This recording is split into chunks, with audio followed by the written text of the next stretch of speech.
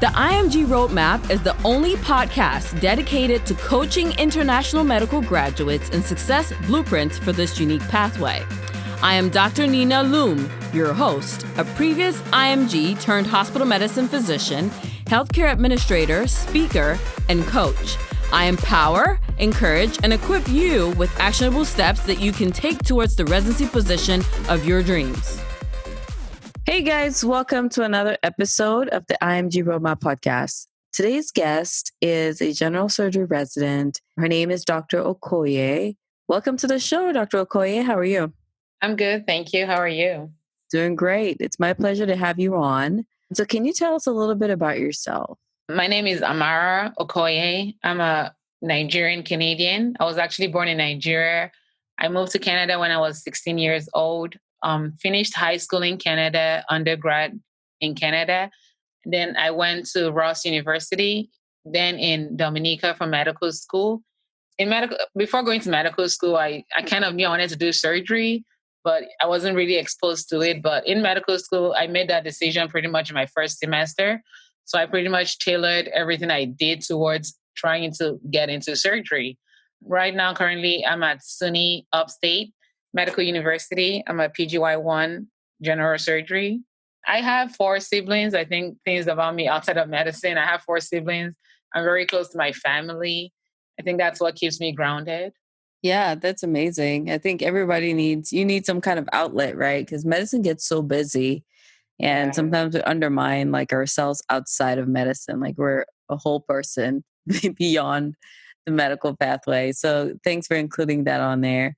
So let's just dig into it a little bit. This podcast, as you know, we focus on, maybe sharing the stories of successful IMGs so that those that are, looking back, maybe they're starting out in the Caribbean and sort of charting their own territory.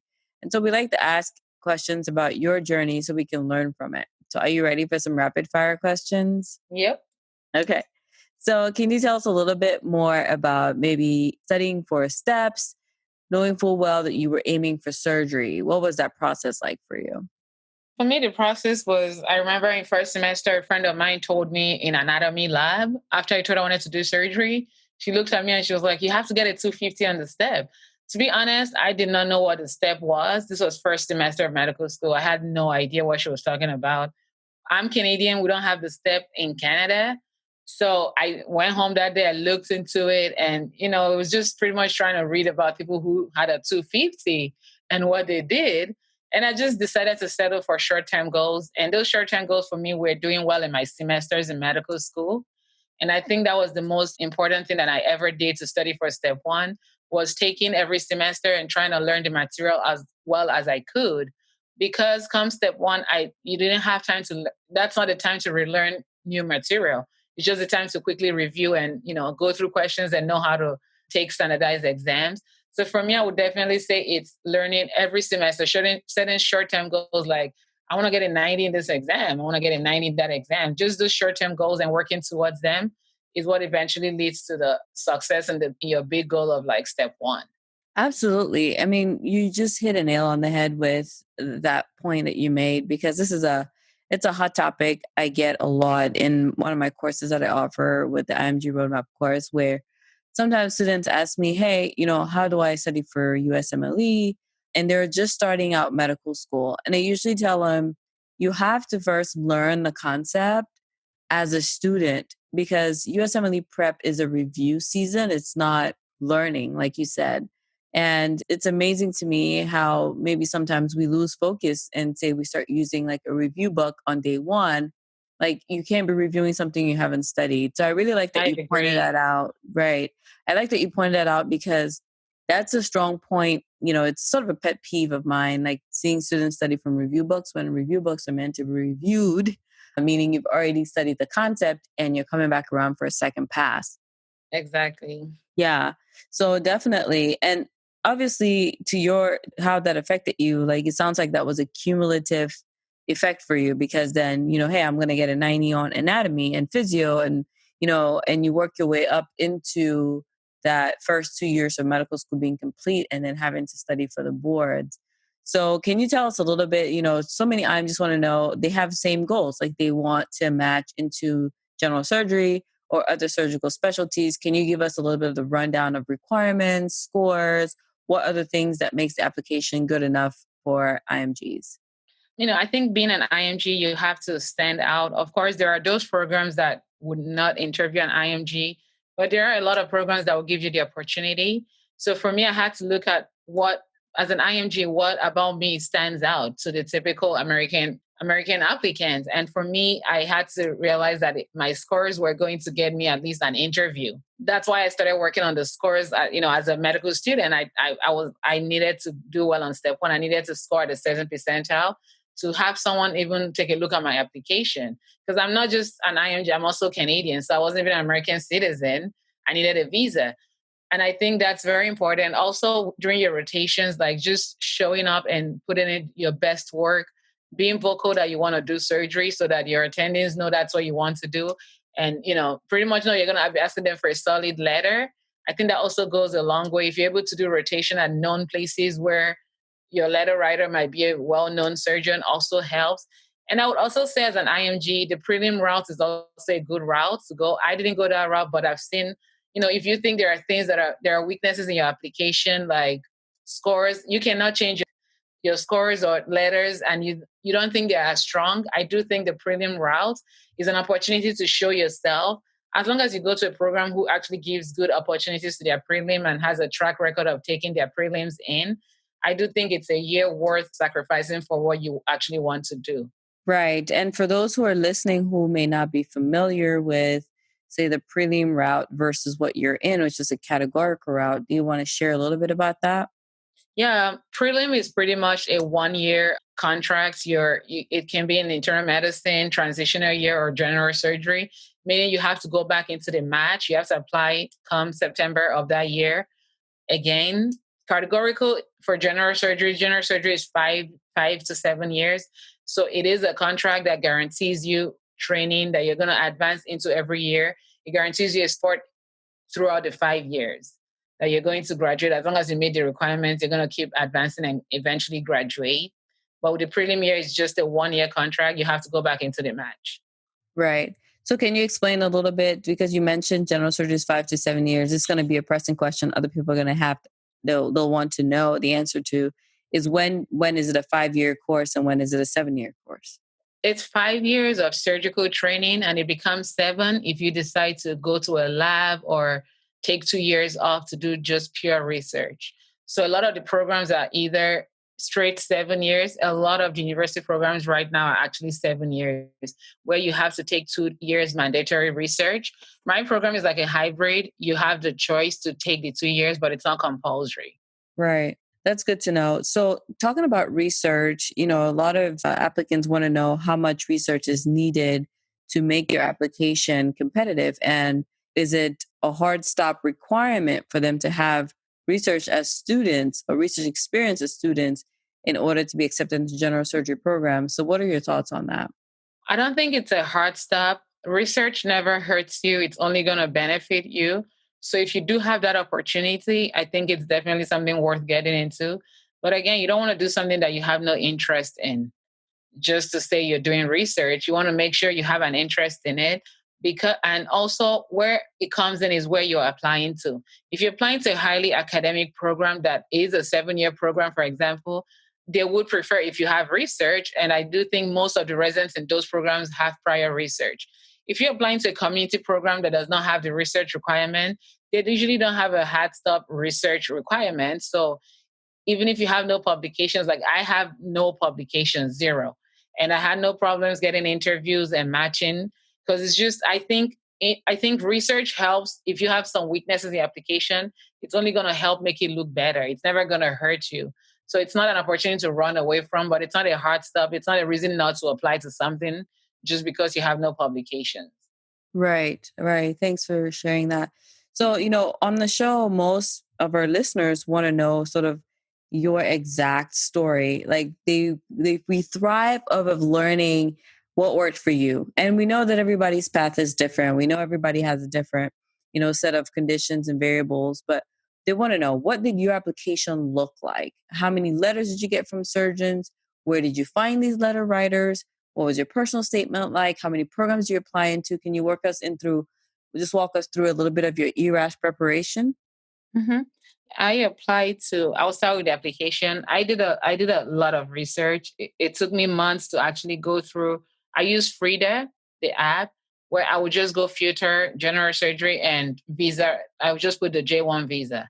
And that filtered that for surgery went down from 360 to like 260 programs. And then I looked at where they were located. I looked at what sorts of programs they were. I didn't apply to the 7-year programs, just that's not my interest right now. So I took those out. I filtered those out also.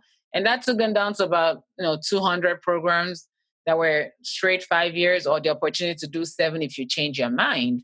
And I actually emailed the programs before the application season. This happened in the summer for me. I emailed every single one of them. And I asked, my question was very specific. I told them I'm a Canadian IMG, and I wanted to know if they interview and accept Canadian IMGs into their categorical spots. And you'll be surprised, a lot of programs actually replied me, and some of them told me, to be honest, they do not take IMGs into categorical spot. It doesn't matter how amazing you are, you have to go through the prelim route. So those programs I knew I wasn't, because I did not want to apply to prelim programs. So I knew I wasn't going to apply to those. And that helped me filter them down to about 100 programs, and that's what I applied to. That's amazing. So I think that one of some of the take home points just before you continue on, on your journey was you kind of knew what you wanted. You were very specific. And then even when you got a list from Frida, you didn't just like go with it blindly. You went the second level by reaching out to these programs, contacting them to get the specific detail that was important for you, and then you only applied to places where you absolutely knew that they met your criteria as well. That's what I'm hearing. Is that accurate? Yes, that's accurate. With the letter, I had 4 letters. A lot of the programs just asked for 3, but some asked for 4. My program actually is an example of a program that asked for 4. So I had 4 letters, and they're all from surgery. I didn't use I had letters from internal medicine, other rotations also, but I just decided to use the surgical letters since I was applying to surgery. 2 of the letters were from my 4th year sub-I. I actually only did one sub-I, which is unusual. I only had one surgery sub-I, and I got 2 letters from there, fortunately for me. And the other 2 letters were from my 3rd year core rotation. Right. So as a Caribbean student, how did you secure some sub-Is for yourself? With Ross, we do have like clinical sites. So it can be tough also just because of the months, and you have to pretty much start early looking at where you want to go. For me, I looked at sub-I at places that had a residency program that had actually taken Ross's.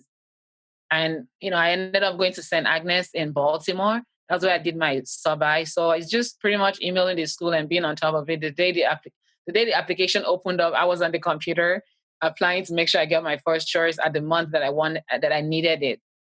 Yeah. So it sounds like, I mean, you didn't just sit back and expect things to fall in your lap. Really, from everything you've told me, that's one of the things I'm hearing is, you started out in Canada knowing fully well you wanted to do surgery. You went into Ross, determined from day one of medical school, okay, this is where I'm headed. And then you started to do every single thing that was within your power to begin to work your way into that. So, I mean, is it fair to say that being decisive and being sort of organized with your goals really helped you to eventually achieve them? Because being on the computer on the day, and if somebody's supposed to become available to apply, it just does not happen, right? Like, sounds like you took the time out to research ahead of time. And pre-planning, I think, is probably one of the bigger likelihoods or the bigger odds that someone's going to succeed is if they're able to plan ahead. Can you touch a little bit on that? Like, what was your driving force? Why did you decide, hey, here's how I'm going to operate. Here's how I'm going to do things. My driving force, honestly, was before medical school. In undergrad, I had a lot of problems. So I was working a lot of jobs while going to school. So undergraduate did not go well for me at all. I did horribly. I remember failing cell biology twice. I got an F twice. So when I eventually got out of that and got into medical school, I said to myself that was the last time I was going to fail anything. I said that to myself, and I told myself I would do whatever I could do in my own power as long as I'm healthy and able to study. That's all I needed to do was study. So I did everything I could in my power.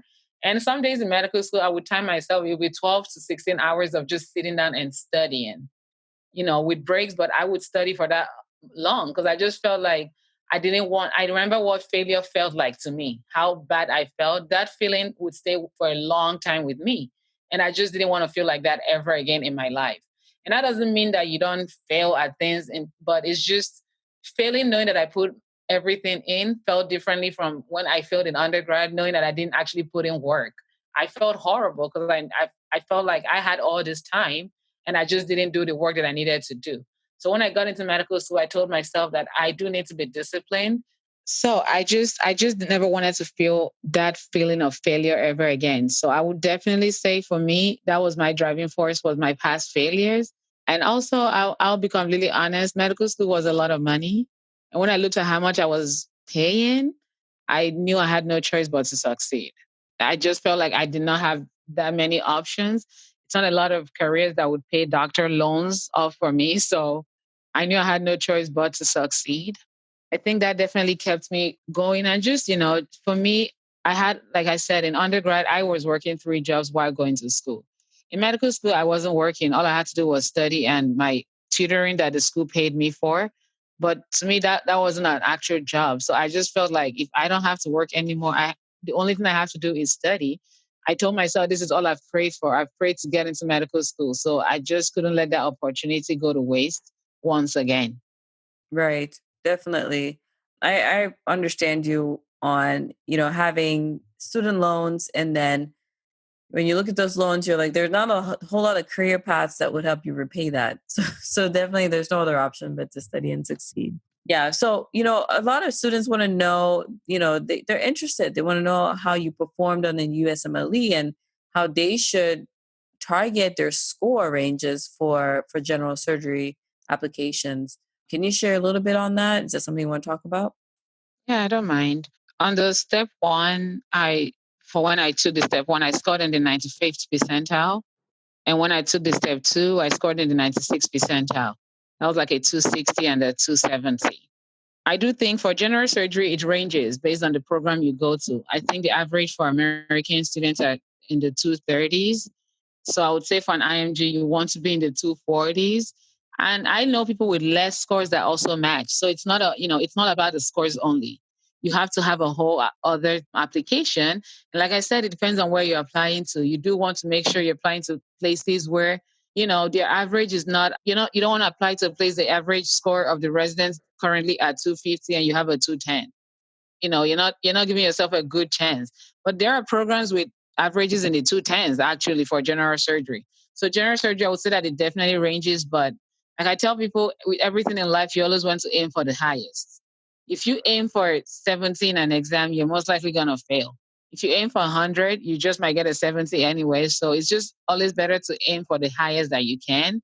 And for me, when I studied for step one, for step one, I used the NBMEs to actually, I took them when I did UWard the first round, I took an NBME, and I would honestly say my score did not change from the first time after I did UWard the first time. That NBME and my last NBME I took before my exam, the scores didn't really change. And my actual step one score was within that range also. Same thing for step two. I didn't use the NBNEs, but I did UWard and I used the UWard assessments. But I think those things are just for your own anxiety to make you feel better on the exam day and feel a little bit confident. Because on the exam day, I remember writing step one and just crying after to my mom that, oh my goodness, I feel like I did so well on these practice exams and this actual exam is not going to show it. But I do believe that it all works out in the end. It is a standardized exam for a reason. If you found so many questions hard, everyone else probably found it super hard also. And I feel like the score ended up just being similar to my practice scores. Yeah. Did you take up any time for strategic studying or? Yes, I took 3 months off between my basic science years and before I started my clinical years. My school gives lets you take as much time as you need, but I think 3 months. In hindsight, I did most of my studying in 2 of those months. The last month I was pretty much just burnt out and just anxious. Yeah. And I think that time frame for studying for like your dedicated period, it really makes a difference if you've been preparing for each class beforehand, right? So some Yes. people they end up taking a longer time because, like we mentioned before, their knowledge base is not as strong. So when it comes around to step one, they're realizing that they're learning everything over again, which is not the time to learn. You should have been learning those things in medical school. So really, for anybody listening who is just starting out, I feel like this should be a challenge to you to realign or redefine your goals during medical school. Make sure that each semester actually matters. It should not just be checking off a box. It should actually be a learning experience for you. So when the time comes around for dedicated study period, you're not sort of, scrambling to learn everything over again because that's when it takes longer. I mean, do you agree with that?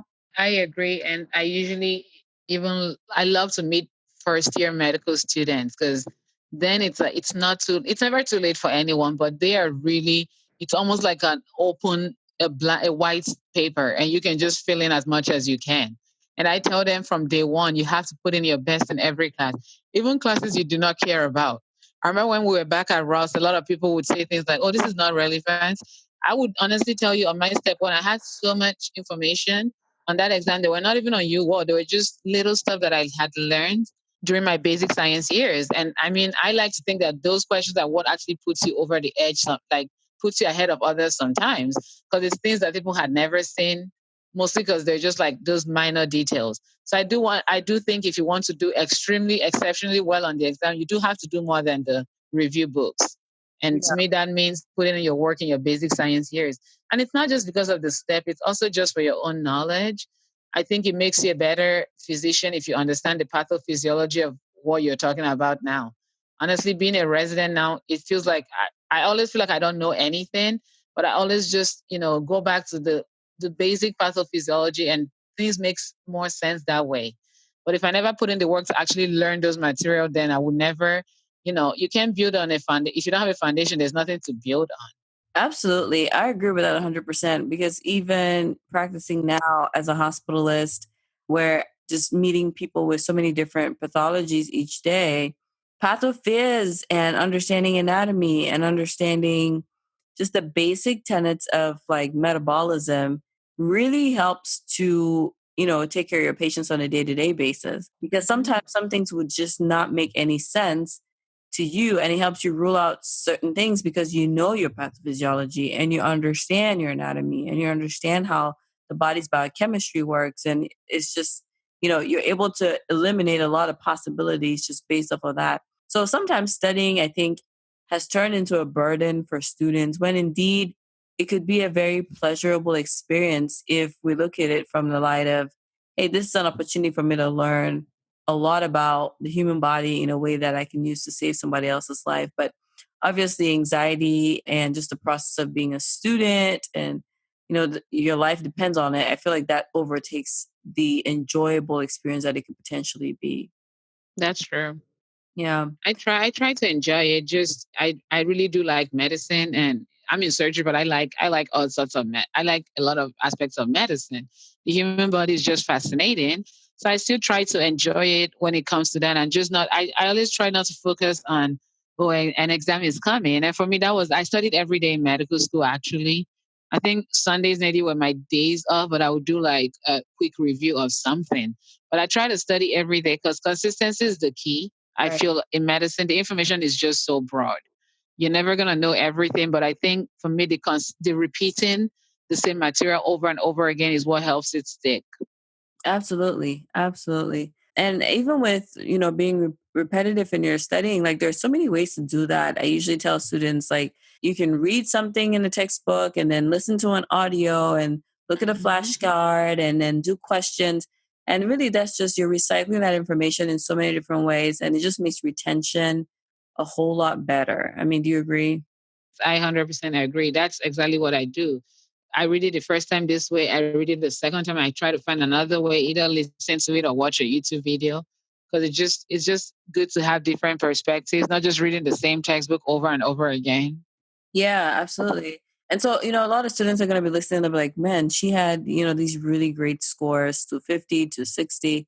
Can you tell us a little bit about how you study or how you studied in medical school? And how you think that leveraged your from going from someone who struggled through undergrad through certain classes and then, changing your style of studying to be able to excel that well in medical school. Yes, I love talking about how I studied in medical school because it's something my brothers told me in undergrad and I just never did it. I studied every day. And every day doesn't mean that I mean, I had days off on days where there was nothing going on, but every day that I had a lecture, I went through that lecture that same day. I would pretty much go to lecture or listen to my lecture online depending on how people like to study. My school had lectures recorded and you can just play it on your computer. I would listen to the lectures, take down my notes, get ready for the day, and just pretty much go to the library. I would go through those lectures on my own, get any extra material that I needed, another textbook, a YouTube video of someone else explaining it better. And I would just go through that and study the slides because I do our professors wrote our exam questions. If they didn't, then I think just any material you use to study that information is good enough. I pretty much went through whatever topic every single day, just so I didn't want things to pile over to the next day. Medical school is just so much information in one day. But I tried my best not to go to bed until I went through every material every single day. On the weekend, I would try to do questions based on whatever material we went through that week. That's my second way of reviewing the material. And then towards closer to the exam, I would just review my notes that I took one more time. And to me, that's like a third, like I've seen that material now at this point, like the third time or the fourth time. I did that through a medical school. Towards the end of the first 2 years, the basic science years, I started working on new world questions with a group of friends. We would just do 20 questions on a weekend. Wasn't anything serious, but it was just to get us started on doing questions that were not written by people who taught us the lecture. Because when someone teaches you a lecture, you kind of figure out what kind of questions they would ask based on what was important to them. But with the USMLEs, you don't know who is writing these questions. So we just wanted to start UWorld, and that's how I started standardized questions. I also had another question bank back then. It wasn't UWorld because I was saving UWorld for step one. And I started with just doing them in the morning of my last semester. I would do like 20 questions in the morning just to get me started on working with questions. When I decided it was my dedicated time for step one, I did UWorld. I did like a system based. I would do cardiovascular system, respiratory system, and I would review that and take my notes. And then after I finished the whole question bank, I reset it and I just did it at random. That was when I actually used it to time myself and practice for the exam. The first time I used it to learn, because I think UWorld, it's not about if you're going to see the same questions and step. UWorld taught me how to actually answer questions, how to eliminate the wrong answers, how to think about questions that even if I have no idea on this topic, you're able to eliminate wrong answers and you might actually get the right answer, even if you don't actually know very much about it. So I would say I definitely did the system based. I would read first aid and then do the questions based on that system. After I reset it, I just went through it at random just to get ready for actual exam day, build my stamina up and stuff like that. Right. Thanks for those tips because for everybody listening, I'm sure they can grab something from that to implement. Like, you don't have to start big. You start small. 10, 20 questions each morning is where you can start. And then finding accountability partners like you did, where you can kind of bounce off your reasoning, your processing of ideas together. And then slowly over time, you narrow it down to personal study. And then that's when you're sitting for long hours a day doing all the work on your own. So really Mhm. there's, I think demystifying the process like you did, helps a lot because you started small, you made daily effort studying each day and then made your own notes that you came back to review. I think making notes really does a lot for memory, like being able to remember things just by the fact that you handwrite it or, you take that hand on a piece of paper reasoning and you're penning it all out. I feel like that really helps with memorization and remembering concepts a lot. And there's actually some neuropsychology to back that up. I don't remember the name for it. But definitely some great tips that you've shared with us here tonight.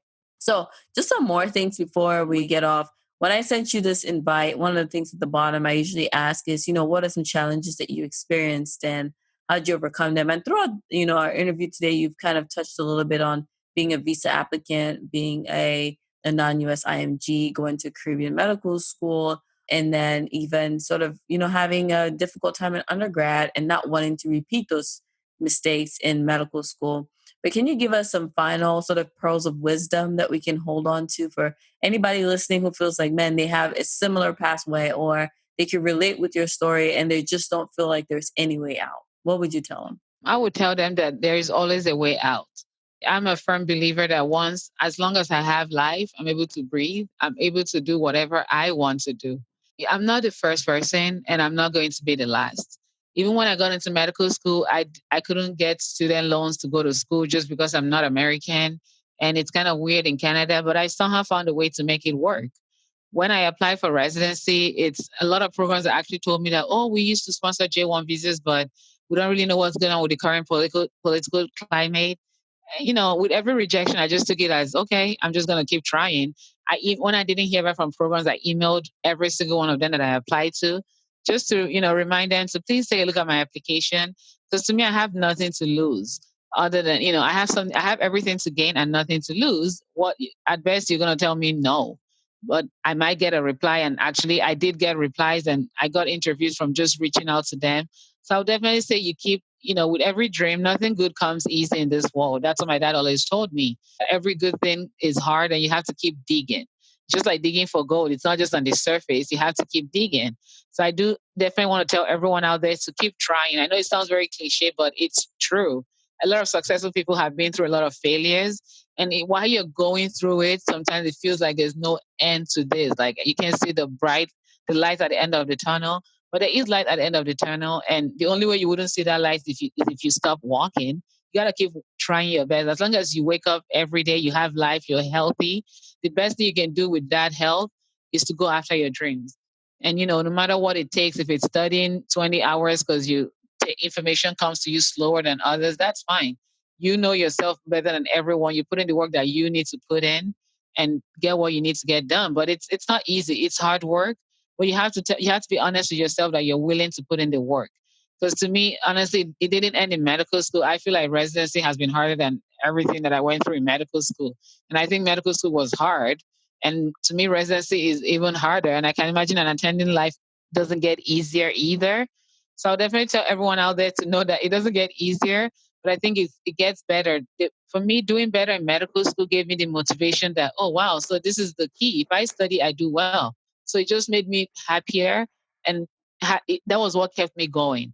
So I definitely would tell everyone to keep trying because once you start seeing the results, the fruits of your labor, you're definitely going to be more willing to put in that work. But you just got to keep trying until you get your first breakthrough. Right, absolutely, absolutely. I like what you said. There's light in the tunnel, but you have to keep walking until you can get there because it's just the light's not going to meet you. You have to walk toward it. So I really appreciate your time and sharing with us these pearls. Most times, IMGs that listen to these podcasts, they want to connect with like-minded individuals. They want to reach out to you for more advice. How can we find you? How can they connect with you? They can find me on Instagram. It's MAARAO. Okay. Mara O. That's my Instagram handle. And yeah, I'm pretty responsive on Instagram. All right. So we'll have your Instagram link in the show notes as well so that everyone can reach out to you and they'll have to put that at sign in front of it. Can you tell us one more time? It'll be at. M as in Mary, AARAO. Okay. Guys, you heard her. So thank you so much for coming on the show, Dr. Okoye. We wish you the very best. And we hope that maybe in the future we can check in with you again and see how surgical residency is going for you. Hey, but before we let you go, one question. This comes up all the time. Students feel like once an IMG, always an IMG. Do you feel like that matters on your day-to-day life as a surgery resident? No, it doesn't matter to me. And I would definitely tell every IMG there to tell them proudly where you went to school. I'm at a place where they have a lot of IMGs, not in different programs, in internal medicine and pediatrics. And I would say that patients are always or attendings. Oh, where did you go to medical school since you're an intern? And I always tell them I went to Ross University. And some people don't know where that is. And I tell them, oh, it's in the Caribbean. And if anything, it's actually a thing of pride because you can tell some of them are surprised, like, how did you get here? And then that becomes something that you can talk about. So I'll definitely say like you should probably tell them where you're coming from because you're not any less than everyone else. We're all here. Residency is a time to learn. If we already knew it, we wouldn't have to go through residency, but we're all here to learn. So I don't feel any less competent than my American counterparts in my program. So definitely wear it as a badge of honor. It's a story to tell. I definitely agree. It's a story to tell. We hope you have a good one, Doc. Thanks for coming on. Thank you.